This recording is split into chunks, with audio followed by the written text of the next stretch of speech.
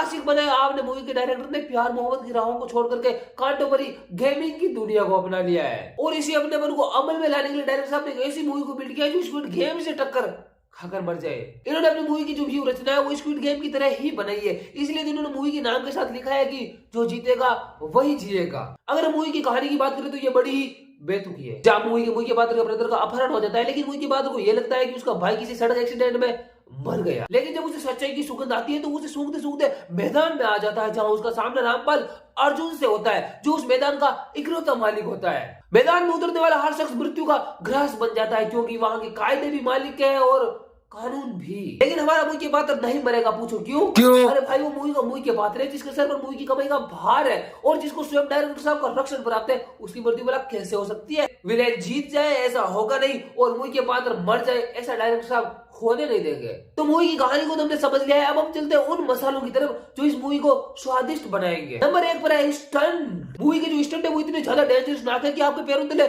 चप्पल खिसक जाएगी, केवल जूते पहनने वाले ही सुरक्षित रहेंगे। सस्ती से सस्ती साइकिल से लेकर के खटारा से खटारा गाड़ी को इस मूवी में स्टंट का माध्यम बनाया जाएगा। नंबर 2 पर है प्यार, जो कि मूवी की बात योगा से बाहर का है, बिकॉज मूवी की बात रहे वो शॉर्ट बीच का खिलाड़ी है, बट सी वो ने play with the longest time play boy. Number 3 पर एक्शन जो होगा, लेकिन कब होगा ये हमें नहीं पता, क्योंकि जब स्टंट और एक्शन दोनों साथ में होंगे ना तो हमारा दिमाग सिकुड़ जाएगा। नंबर 4 पर डायलॉग, शानदार डायलॉग बोले गए मूवी के विलेन द्वारा, किंतु इस टाइम मूवी का जो हीरो है वो मुंह में सुपारी डालकर बैठा था। अपने यहाँ पे भी सिंघम सिंबा सूर्यवंशी साथ में ही आते हैं।